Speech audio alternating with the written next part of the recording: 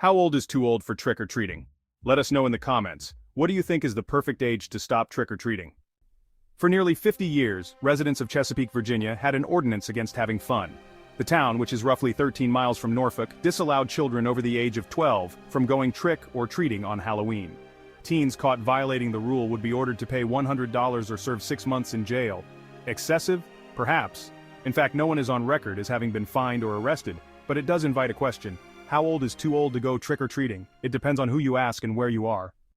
Trick or threat. In some communities, there's an age cutoff that's less about seasonal etiquette and more about placating anxious residents. Several towns in Virginia, including Chesapeake, Suffolk, and Virginia Beach, have enacted age limits.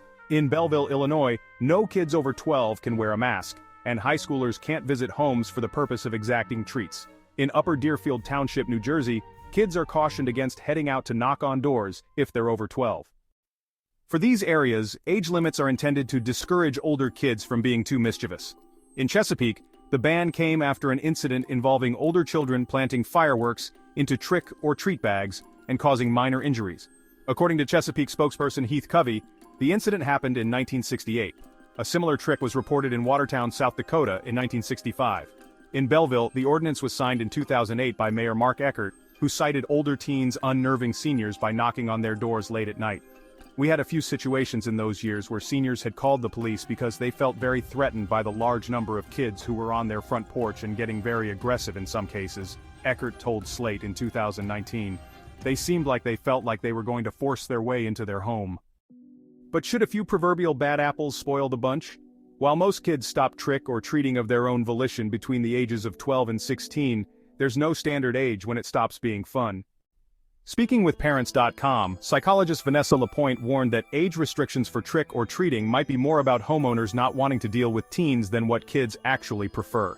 An arbitrary cutoff, she argued, ignores that some children might still want to go out. Children are so unique from one to the next that there could be a few years between when two children of the same age are done with trick-or-treating, LaPointe said. A 14-year-old might declare themselves too old to hoard candy, another 14-year-old might not.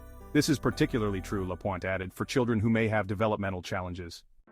One might also follow the advice of the etiquette gurus at the Emily Post Institute, who remind grumpy adults that trick-or-treating may be one of the last rituals of childhood that teens are able to enjoy before succumbing to the crushing weight of adulthood. Provided they're polite, the Institute argues, there shouldn't be any restrictions on age. What's more, adults can always turn off their porch light if they're uncomfortable with visitors. But what if your community is steadfast in banning teen treaters? You could always turn it into a First Amendment issue. Writing for the nonprofit law organization Pacific Legal Foundation in 2019, attorney Daniel Ortner argued that prohibiting candy soliciting on Halloween was tantamount to regulating free speech. The Supreme Court has repeatedly upheld the right of individuals to engage in door-to-door solicitation for a variety of causes, including expressive activity and charitable fundraising, Ortner wrote.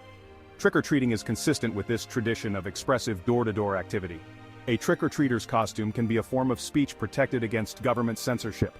Costumes are a way for people to express their likes and dislikes, and even to comment on politics and social issues. No matter what side you're on, trying to legislate Halloween is probably not the way to go. If communities are concerned about mischief, they can always police vandalism or other nuisances just like any other day, or even set a curfew. But banning kids from being kids is likely to prove futile. In 2019, following a barrage of negative press, Chesapeake updated their ordinance to remove the potential for jail time. They also raised the age limit. Trick-or-treaters can now be as old as 14 before they're no longer allowed to have any fun.